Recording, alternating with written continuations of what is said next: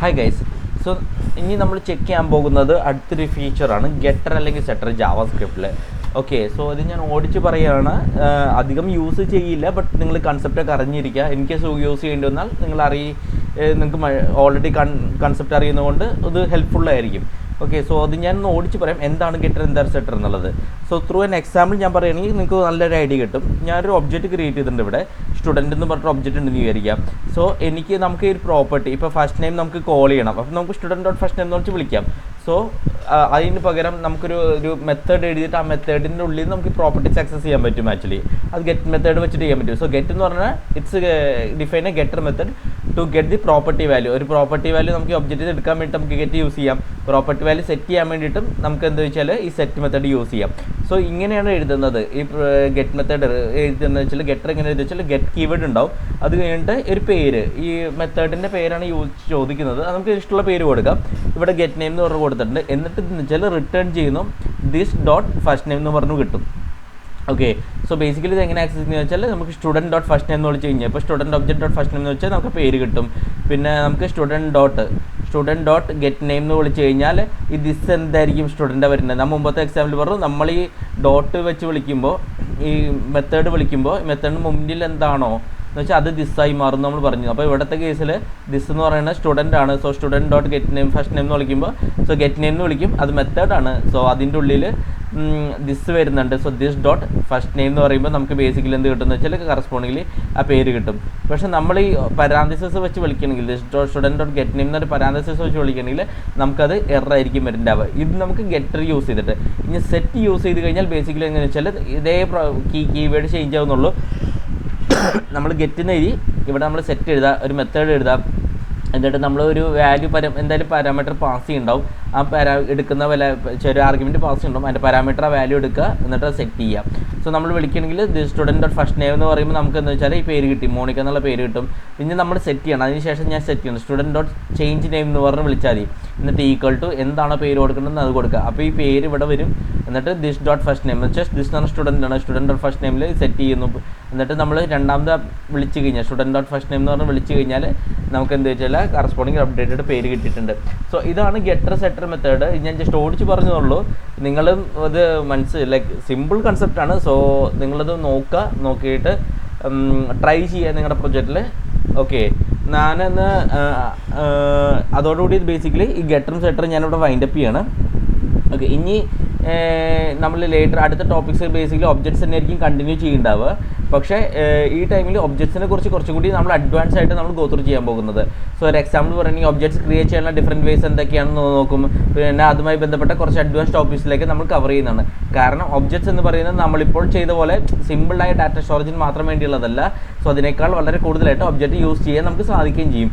ഇപ്പോൾ വരെ ബേസിക്കലി നമ്മൾ കണ്ടത് ഒരു ചെറിയൊരു പോർഷനാണ് ഒബ്ജക്റ്റിൻ്റെ വെച്ചിട്ട്, ഒരു സർഫസ് ഏരിയ മാത്രം എന്ന് പറയാൻ പറ്റും. അതുകൊണ്ട് ചെറിയ കാര്യമാണെന്ന് പക്ഷേ കരുതണ്ട. സോ നമ്മൾ പഠിച്ചൊക്കെ സൂപ്പർ ഇമ്പോർട്ടൻറ്റ് കൺസെപ്റ്റ്സ് ആണ്. കാരണം റിയൽ ജാവാസ്ക്രിപ്റ്റ് ഡെവലപ്മെൻറ്റിൽ ബേസിക്കലി നമ്മൾ എന്താ പറയുക ഈ വളരെയധികം ടൈം ഒബ്ജക്ട്സ് ഇങ്ങനെ തന്നെയായിരിക്കും യൂസ് ചെയ്യുന്നുണ്ടാവുക. പക്ഷേ ഇനി വരുന്ന ടോപ്പിക്സ് കുറച്ചുകൂടി കാര്യങ്ങൾ ഇതിനെക്കുറിച്ച് റീപ്ലേസ് ചെയ്യില്ല. പക്ഷേ അത് ഇതിൻ്റെ മുകളിലേക്കുള്ള പുതിയ നോളജൊക്കെ ആഡ് ചെയ്യാൻ വേണ്ടിയിട്ട് ഞാൻ കവർ ചെയ്യുന്നതാണ്. ഓക്കെ, സോ ഡിഫറെൻറ്റ് ജോബ്സിന് വേണ്ടി ഡിഫറെൻറ്റ് ടൂൾസ് നമുക്ക് കിട്ടും. അങ്ങനെ ജാവാസ്ക്രിപ്റ്റ് കുറച്ച് കോൺഫിഡൻ്റ്ലി നമുക്ക് യൂസ് ചെയ്യാനൊക്കെ പറ്റും ബേസിക്കലി. പിന്നെ ഈ സിൻടാക്സ് നമ്മൾ ഇപ്പോൾ പഠിച്ച സിൻടാക്സ് ഒക്കെ നന്നായിട്ട് മനസ്സിലാക്കണം. പിന്നെ ഒബ്ജക്ട്സ് എങ്ങനെ ബിഹേവ് ചെയ്യുന്നതെന്ന് ക്ലിയർ ആയിരിക്കണം. ദിസ് എന്നത് എന്താണെന്ന് നമ്മൾ പറഞ്ഞിരുന്നു, അതൊന്ന് തറവാക്കി വെക്കുക. പിന്നെ നോർമൽ ഫംഗ്ഷൻ ദിസ് എങ്ങനെ വർക്ക് ചെയ്യുന്നു എന്നും ആരോ ഫംഗ്ഷനിലെ ദിസ് എങ്ങനെ ഡിഫറെൻ്റ്ലി ആണെന്നും ഞാൻ കവർ ചെയ്തിരുന്നു, അതും ഗോ ത്രൂ ചെയ്യുക. അതുപോലെ തന്നെയാണ് ബൈൻഡ്, കോൾ, അപ്ലൈ. സോ ഇവ എന്തിനാണ് യൂസ് ചെയ്യുന്നതെന്ന് നിങ്ങൾ കറസ്പോണ്ടിംഗ്ലി പഠിച്ചു വെക്കുക. കാരണം ഇതൊക്കെ ഇൻ്റർവ്യൂ ക്വസ്റ്റ്യൻസ് വരും. ഈ bind, call, apply, object destructuring, spread operator, അതൊക്കെ വരും ബേസിക്കലി. പിന്നെ നമ്മൾ കവർ ചെയ്ത ഒരു പ്രോപ്പർട്ടീസ്, മെത്തഡ്സ് തമ്മിലുള്ള റിലേഷൻ എന്താണെന്നൊക്കെ ക്ലിയർ ആക്കി നമ്മൾ പറഞ്ഞിരുന്നു. അതൊക്കെ നിങ്ങൾ കവർ ചെയ്യുക, ലൈക്ക് തറയാക്കി വെക്കുക. ഇവയെല്ലാം ചേർന്നാണ് ജാവാസ്ക്രിപ്റ്റിൻ്റെ ബ്രെഡ് ആൻഡ് ബട്ടർ എന്ന് പറയാൻ നമുക്ക് പറ്റും. ഓക്കെ, സോ ബേസിക്കലി ഇനി വരുന്ന ടോപ്പിക്സ് ഇതിൻ്റെ മുകളിലേക്ക് കുറച്ചും കൂടിയും ഇമ്പോർട്ടൻറ്റ് പീസസ് ഒക്കെ ആഡ് ചെയ്യാൻ പറ്റുന്നതാണ്. അതിലൂടെ ബേസിക്കലി നിങ്ങൾക്ക് കുറച്ച് പവർഫുൾ അപ്ലിക്കേഷൻസ് ഒക്കെ എഴുതാൻ പറ്റും, കൂടുതൽ റീയൂസബിൾ കോഡ് എഴുതാൻ പറ്റും, ഒബ്ജക്ട്സിനെ ഉപയോഗിച്ചിട്ട് കുറച്ചും കൂടി ഓസം ഫീച്ചേഴ്സ് ഒക്കെ ബിൽഡ് ചെയ്യാൻ നിങ്ങൾക്ക് പറ്റും. പക്ഷേ അതിന് മുമ്പ് ബേസിക് സ്ട്രോങ് ആയിരിക്കണം. കാരണം ഈ ബേസിക്സ് കൺസെപ്റ്റ് മനസ്സിലായില്ലെങ്കിൽ അടുത്ത ടോപ്പിക്സ് ശരിയായി ഗ്രാസ്പ് ചെയ്യാൻ നിങ്ങൾക്ക് വളരെയധികം ബുദ്ധിമുട്ടുണ്ടാവും. സോ അതുകൊണ്ട് ഇതുവരെ പഠിച്ച ഒബ്ജക്ട്സ് റിലേറ്റഡ് കൺസെപ്റ്റ്സ്, ഇതുവരെ പഠിച്ച ഒബ്ജക്ട്സ് മാത്രമല്ല ബാക്കി എല്ലാ കൺസെപ്റ്റ്സും ഒന്നുകൂടി സോളിഡ് ആക്കി വെക്കുക. ഓക്കെ, ഇപ്പോൾ നമ്മൾ ഒബ്ജക്ട്സിനെ കുറിച്ച് ബേസിക്കലി നല്ലൊരു ക്ലോസ് ലുക്കപ്പ് എടുത്ത് കഴിഞ്ഞു അല്ലേ. ഇനി അടുത്ത സ്റ്റെപ്പ് എന്താ ചെയ്യണമെന്ന് വെച്ചാൽ നമ്മൾ ഒബ്ജക്ട്സിലേക്ക് കുറച്ചുകൂടി ഡീപ്പായിട്ടാണ് പോകാൻ ഉദ്ദേശിക്കുന്നത്. പക്ഷേ ഈ ടൈപ്പ് ഫോക്കസ് ചെയ്യുന്നത് ഒബ്ജക്റ്റ് ലിറ്ററൽ മാത്രമല്ല, ഒബ്ജക്റ്റ് ലിറ്ററൽ നൊട്ടേഷനിൽ മാത്രമല്ല, അതുപോലെ ഡീസ്ട്രക്ചറിങ് പോലെ സിൻടാക്സ് ഫീച്ചേഴ്സിലും മാത്രം കൂടിയല്ല.